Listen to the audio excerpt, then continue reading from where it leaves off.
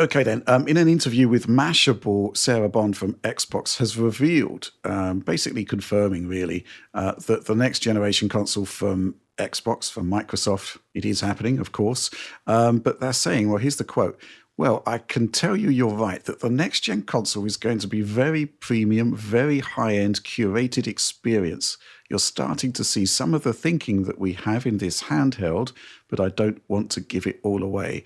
We'll be talking about that second comment shortly, but it's the concept of a premium, very high end curated experience that has perhaps raised some eyebrows. And I think it's pretty obvious that this console is going to be pricey relative to what we've seen before, but perhaps not relative to the market for Xbox consoles as we're seeing them at the moment. Alex, what are your thoughts on this? Well, I actually like the word curated there as a sign Right. of things to come because in the console market, it is far smaller in terms of, I would say, the vast amount of stuff that appears on it in comparison to if you look at Steam. And what you're given there on a PC is not at all curated. You just load up a game and maybe it works, maybe it doesn't. Maybe it has graphical settings and maybe, all these other things. But a curated experience to me seems like there will be this large market of things you can do on this Xbox, but they themselves are going to have some sort of front end, some sort of curated aspect of it where they pick the best, have guidelines, etc. But it still is kind of an open market, like a curated wine list or something like that I'm just thinking about. And in the end, I think that is what their next Xbox is. It's a lot more hands-off for how much can go into it, like in terms of things you can do on it. But they will have, in the end, some guiding hand saying, this is what you should possibly do. This is the best way to use it. And that'll be their Xbox Microsoft Store probably, which will have hopefully the fastest UI, the most responsive UI, and the best feature set of all the things you can put on this Xbox. But that is a whole other question that we'll probably be talking about later in the show at some point. But to me, this does point to the fact that the next Xbox is basically a PC, but with a curated front-end interface. Mm-hmm. Okay. John, the premium side of this seems to have upset a lot of people. The concept, I mean, there's talk now of $1,000 console when previously Phil Spencer has ruled out $1,000 console for not being able to increase the size of the audience. However, this machine would have been in development for some years now, where presumably they've been aware right from the very beginning that the silicon that they're going to be creating is going to be quite expensive to make. What do you make of all of this?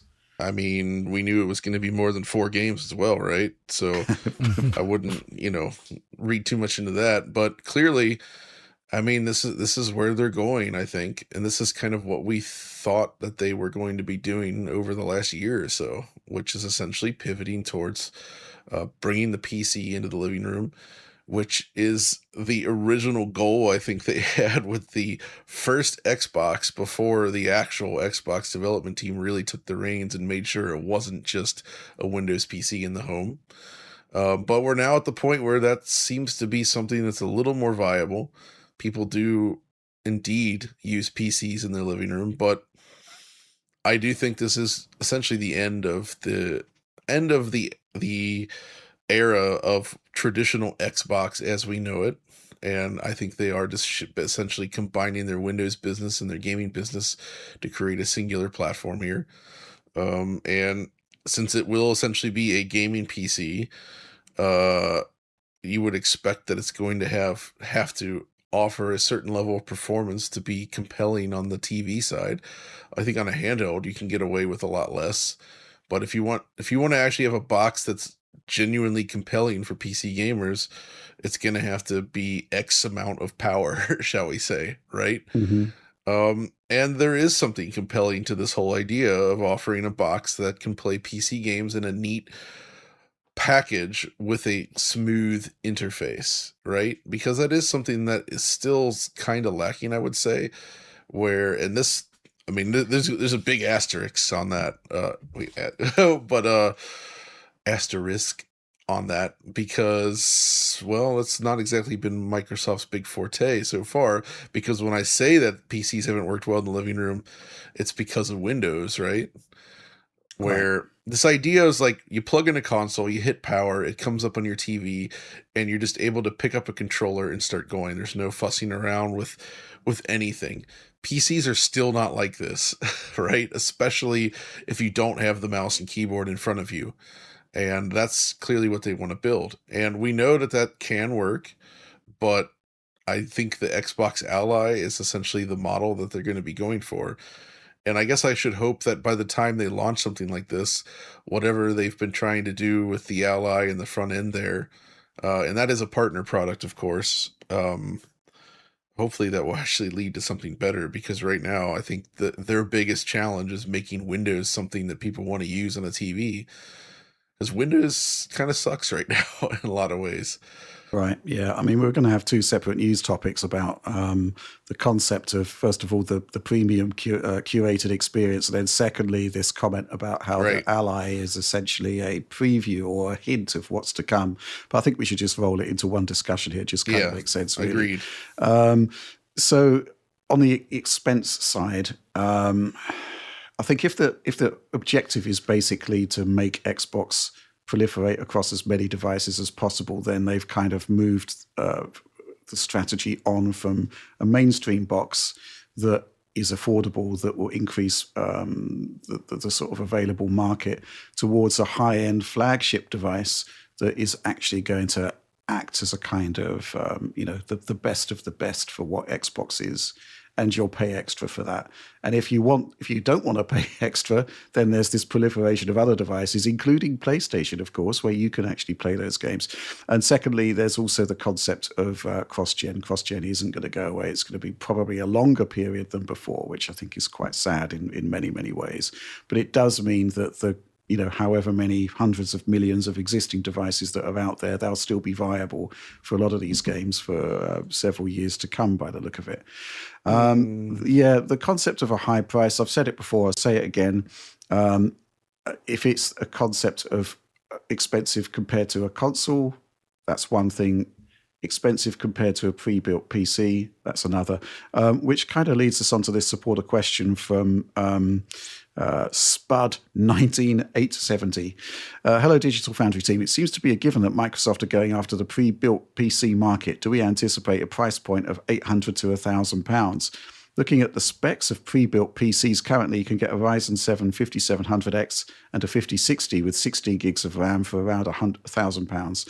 Do we anticipate similar specs, or do we think Microsoft will take a hit in the traditional console fashion and potentially spec higher than this to provide more value when compared to the current pre-built market? So my view on that is pretty straightforward, because they can basically just go to AMD for a single chip or a single SoC rather.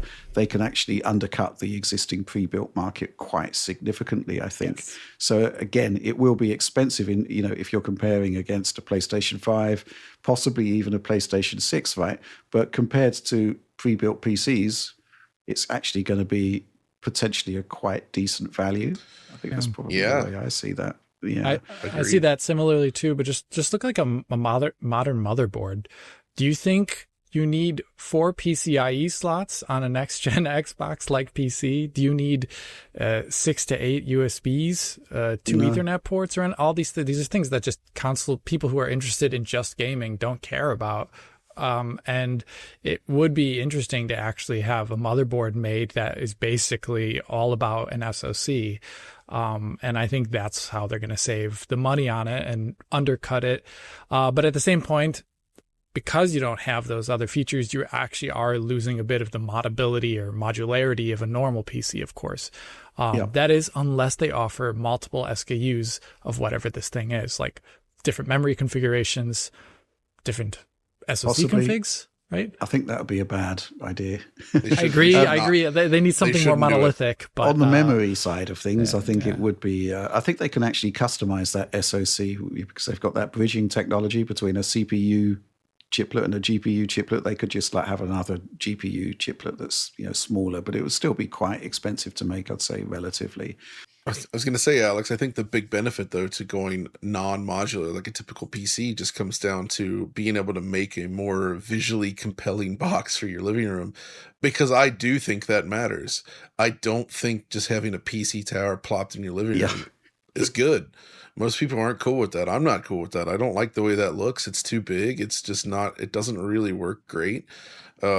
Being able to have something that's a reasonably powerful PC that actually looks more like a console and feels really well crafted, that's pretty compelling, actually, I think, in many setups.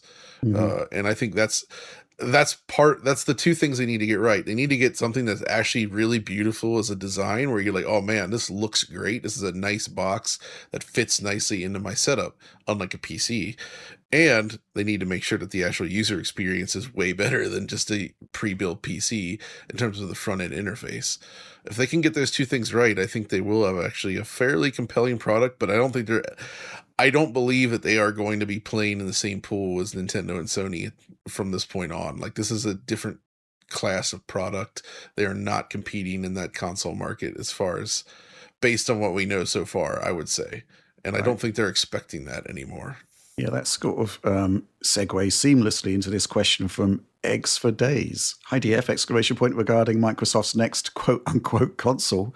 All I want is a device next to my TV that looks good, runs PC games, and also runs my Xbox library. I don't mind paying a premium for that if I get PC-like value. What are the odds of getting such a device? Would such a device be possible architecturally and licensing-wise? Keep up the great work, exclamation point. Well, I think definitely possible. Almost certainly the play here. I'm not sure what the licensing has got to do with it, and that should be okay. And also, you know, you will be able to run your PC games. I think that's the bottom line. This question here from Paul Arbequina.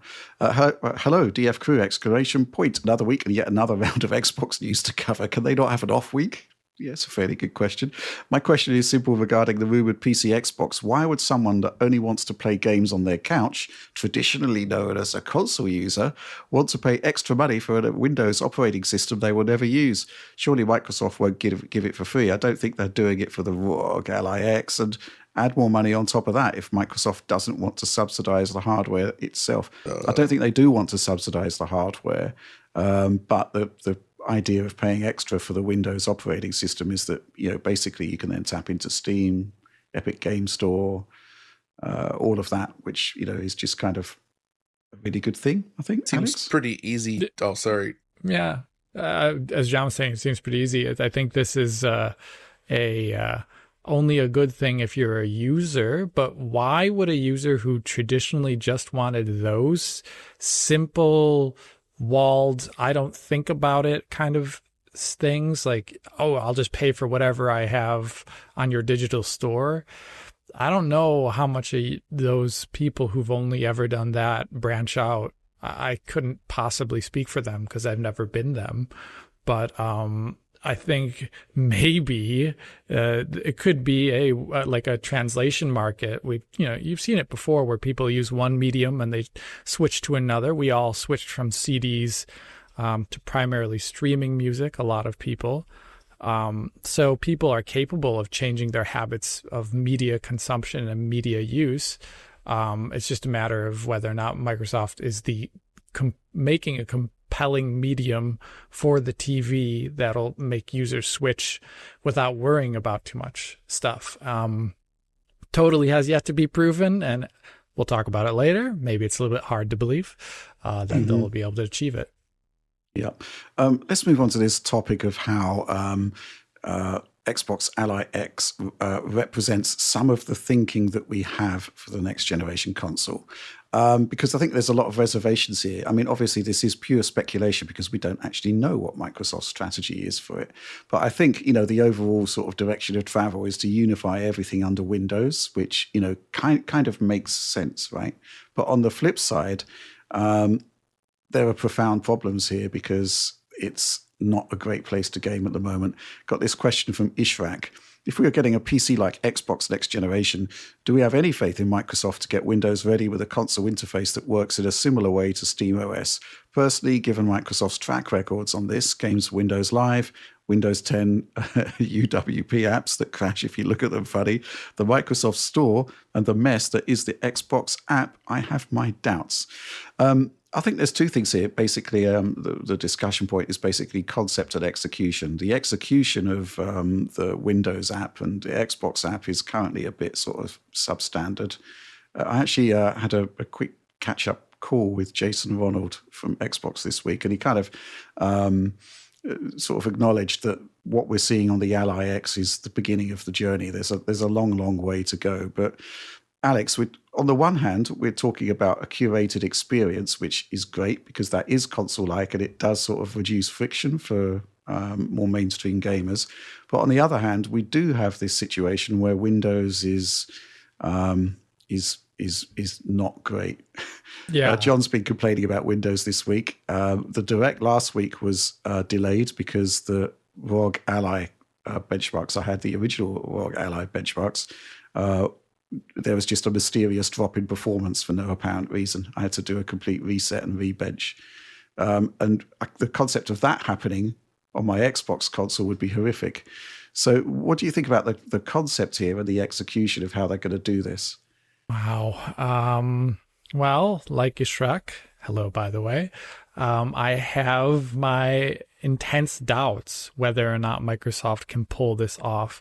So I use PCs all the time, obviously, for my work and for play. And for play, I'm primarily using Steam, and I am avoiding the Xbox Store as well as anything that boots from the Xbox Games folder. I've had it many times in the past where games that boot from the Xbox Games folder have different versions and different behavior than the things that are brought out on Steam or on Epic Games Store. They're quite often missing features that are not there. They interact sometimes differently with Windows HDR. They may be a different game version, and they may get updates at different times than the Steam version, which pretty much always has priority for any third-party release.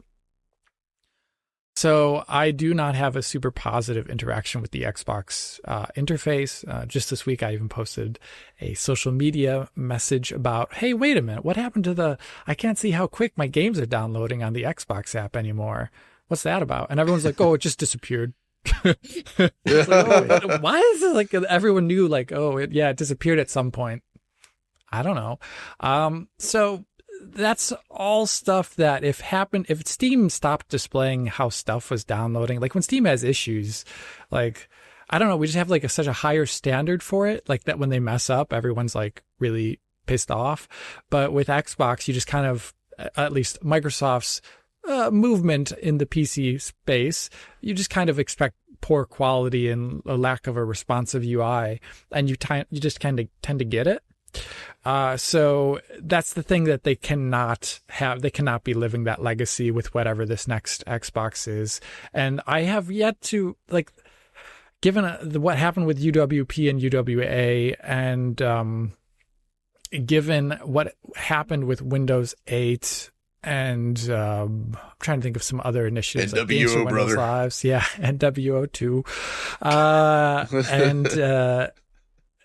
And when you have basically this history of them setting up a number of ventures to make inroads into PC gaming, but then kind of missing the boat and missing out on things that other people tend to do better, like Steam, then I don't have the greatest confidence of it. And I think some of the aspirational stuff that we saw with DX12 is relevant there.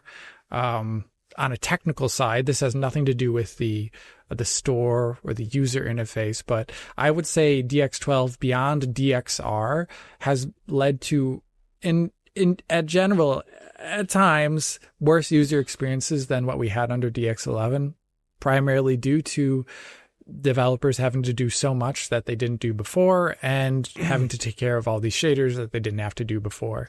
If they were willing to let that system exist from like 2015-ish to around 2025, 2026, which was kind of a Wild West, generally bunch of crap put out there that was awful. If they're willing to let that happen to the PC marketplace for so long, like, I don't know. I don't have a great high confidence in them to do anything really great going forward on the technical side even. But I guess this is where advanced shader delivery comes in, and we have to see how that evolves. And maybe the Xbox Ally here is our first tasting point for it, and we're just going to have to look and see how that evolves there. So there was a cavalcade of failures there, but at the same time, we're kind of overlooking the fact that the Xbox setup is actually really good. The console setup, Yeah, sure. The whole virtual machine stuff that they've got there is actually very, very clever. Would prevent all of the stuff that we're talking about, or that I talked about previously with the ROG Ally. The question is whether that's going to persist into the next generation. It kind of, I'd say there's doubts over that. Which I find a bit problematic. But at the same time, we are seeing some really interesting stuff. Advanced shader delivery. Worth clarifying, actually, last week we suggested it wasn't in the launch Xbox Ally, and it actually is. However, it is only applicable to games that are downloaded from the Xbox Store. Oh, you mean like an actual Xbox right now? Yeah. Somewhat, yeah. Cool. So yeah, I mean, so you do have this. That's the thing that kind of sort of concerns me. It's, and I hope it's not the case that they're binning off the whole concepts and the stuff that really, really worked on Xbox and was rock solid for years in favor of a system where there are problems and unreliability. I mean, you've had issues this week, John. In fact, you wanted to do a direct topic about it, but it was so kind of niche that maybe not. But at the same time, it does indicate that wild, crazy things just happen on Windows rather for no reason. Yeah, I've grown increasingly frustrated with Windows 11 over the past year. I've always been like, you know what, Windows is fine. I don't mind the user interface. I think it looks nice enough. But Microsoft, man, I don't know what it is, but it's just been, for me, it's been a string of bad times because they keep breaking somewhat niche things, but things that not always niche, but they can really cause problems. So like earlier this year, I had issues with like flashing on monitors when using HDR a certain way with multiple monitors, and it's like, oh, well, you just got to unplug the one monitor. It's like, well, I don't want to unplug it. I'm using dual monitors for a reason. And, I couldn't essentially use my PC the way I wanted for like a couple months until they eventually figured that out. And of course you run through the usual stuff. Oh, is it the graphics card? No. Test different graphics card, test different drivers. Nope, not that. No, this is just a Windows bug. Reinstalling Windows doesn't fix it. It's a problem there. Then I started having issues with like when you would toggle HDR, all of a sudden it would just like, the PC wouldn't actually seize up, but like they would stop updating the UI. So the UI would freeze effectively if you turn on HDR. So you'd unplug the monitor, plug it back in, and then everything's back. That was extremely annoying for about a month, and then they fixed that too. And again, that was not the graphics card's fault. That was something they did in one of their stupid Windows updates that just suddenly made using HDR way more difficult than it used to be. And again, a hassle. And then most recently, like in like the September updates, they broke the way HDCP and DRM is handled in Windows, and it was causing blackouts and like drop signals, and things would come back, but like it's this huge disruption. So like I found out now, they partially fixed it for some things, but services like Apple Music, which I use regularly for listening to music if I want to, I mix it up. Sometimes I listen to CDs, but when I'm on my PC, I like to throw on Apple Music and just like stream stuff, and it's a good place. It's an easy interface to use it.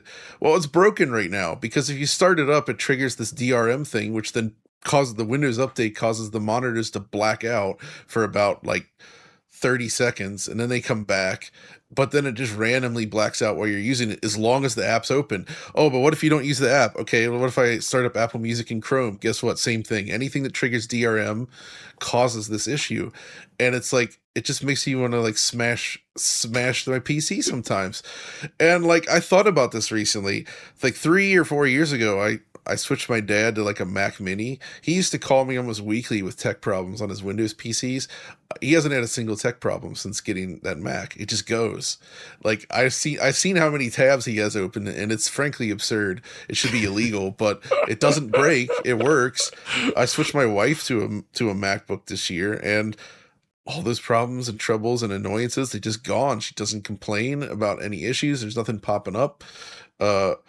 And it's not necessarily user fault. It's just Windows doing Windows things. Microsoft updating it, things break, it gets weird. Things that worked before suddenly don't work anymore. You don't have any idea why. Like even for myself, you open up the Xbox app. Sometimes, like I've had periods where the Xbox app on my PC just doesn't work. And you've got to like restore things and go through a bunch of hoops to get it to work again. Sometimes you fix it, sometimes you don't. Sometimes you're reinstalling Windows. Like the degree to which things can just break on Windows is maddening. It's so bad, and I've grown to hate Windows 11. So for just normal like browsing and stuff, I'm using Mac or Linux now, and it's way more stable on way less powerful hardware. Like why does like a 4 or 5 year old M1 Mac Pro run way the heck better than a significantly more powerful PC laptop that absolutely destroys it in terms of like the on paper specs, yet the experience sucks because of Windows, and now the trackpad doesn't work right, you need to reinstall this driver, and then oh wait, there's a problem here, there's a problem there. It's constant, and I frankly am sick of it. Xbox doesn't have these types of issues to this degree at all. The Xbox console, while it has its issues occasionally, it's been really darn solid, I think, especially the series consoles. So like all the things you're saying about the Ally, it's making like, I listened to that and I listened to what you said about it, and it's like, oh my God, it's happening again. It's the same stuff. Like you had to refresh the darn thing because it just randomly started to run slow. Like this is the stuff that happens with Windows 11. They need to fix this. They can't release an expensive console and say, yeah, okay, it's Windows 11. It's probably going to break in a week. Like, it's not cool. It's not going to work. They have to fix this. And I think they know this, but Windows, it has it has the same problem that Adobe has.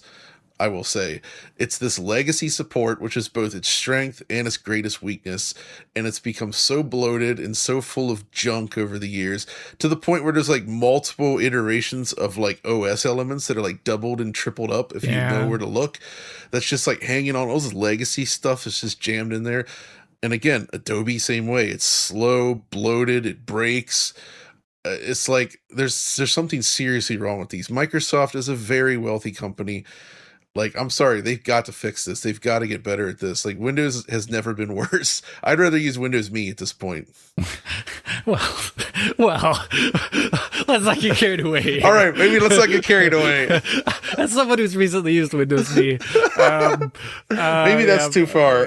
But I agree with John, and but I'm just going to come at this from a slightly different angle, where I also have I've had some hardware related things with Windows in the last year, but also one of the things that I've disliked that I'm pretty sure wouldn't happen on an Xbox is that when Windows updates, it likes to want to rearrange itself again. Oh yeah, into some better I can advertise to you form. It loves it. And it loves to always, like every single time there's an update, you get that like, oh, you're like installing Windows for the first time screen. Do you want to give us all of everything on your PC and upload it to our cloud? No. Do you want to use OneDrive? No. Do you want to make Bing your default browser in everything? Copilot. These are like core configuration things for your PC and how it's used and how it functions. But imagine every Xbox update, like rearranging like your dashboard and getting rid of everything you had and saying, no, you have to launch your game through this thing now. Like these are things that I think that didn't happen on Windows XP. They didn't happen on Vista. I don't think they even happened so much so on Windows 7. It was really around that Windows 8 period when it started to get more into this direction of services. And these are things that I don't think will go away from Windows actually for the foreseeable future, given the current leadership. But I think it would be nice to, as a part of this Xbox initiative, have the ability to set up a version of Windows that really strips away all this junk. If they're willing to do that for the Ally, the Xbox Ally, and we'll see how that evolves over time, because right now it's looking a lot more like a new front end and not so different back end. But I would like, if they're going to make a version of the OS that doesn't have all this crap in it, well, I would actually want it for a standard PC in many ways, because I'm pretty tired of having all this added in stuff on a PC that I might just possibly use for gaming, and I don't want to use for AI productivity or whatever. Like, not at all. No. Anti that. No. So that's my little rant add on to John's. Alex, I think it's pretty clear that the Xbox team probably knows all this stuff all too well. Sure. I doubt they want any of that stuff in there or want to deal with these problems, but that's just like, this is where we're at now. Yeah, I do think it is very, very early days here. And obviously, I think the comment about a curated experience is a welcome one, because, you know, the kind of wild west of Windows can't really just be ported over to a console lock stock and whatever. So, yes, I mean, hopes are high that things will be addressed here. It's just the concept of Windows as a foundation for it, as opposed to kind of like, you know, I guess, you know, it's still a version of Windows that's running on Xbox right now, but, you know, it's all contained, it's all streamlined, and there are enhancements specific for that hardware. It's just, you know, I think there's still some sort of, certainly from my perspective, concerns following, you know, the arrival of the Ally X. And, you know, you load it up and the first thing you see is the Windows 11 onboarding experience, which has, you know, to be fair, a lot in common with the Xbox One, but it's just presented in a way that's not great. And then, you know, you go into the actual console after the onboarding, and you still need to do Windows updates in the traditional way. You still need to do, like, in a separate app, in the Asus app, firmware updates and driver updates. I mean, how's all that going to work? You know, that's not great either. So, you know, there's so much that needs to be addressed here. And it's difficult because at the same time, you actually see an example of how this could all actually work, and it's called SteamOS. And so again, you know, for SteamOS to be like getting on for, well, certainly in its Steam Deck iteration and, you know, the offshoots like Bazzite, etc., you know, it all started 3 years ago, and here we are with a new Xbox console launch with the Ally X, and it's still got all of the problems that SteamOS actually addressed. You know, that's the crazy thing there. Just hope they can solve this, because the conceptually this is all awesome. Yeah, right. It's a matter of making it work. And I, you know, and if they can get it to work, this could be amazing. At least like you said, you're talking to Jason, he's like, hey, this is just the beginning. And hopefully that does actually translate into them figuring something out before launching something like this. Yeah. Okay, well, enough ranting. I did enjoy your rant there, John, by the way. It was, I'm just kind of thinking of how Emperor Palpatine could seduce you to the dark side of the Force. Sounds like Windows 11. He installs Windows 11 on your PC. Job done. Nothing subtle about that, Darth Sidious.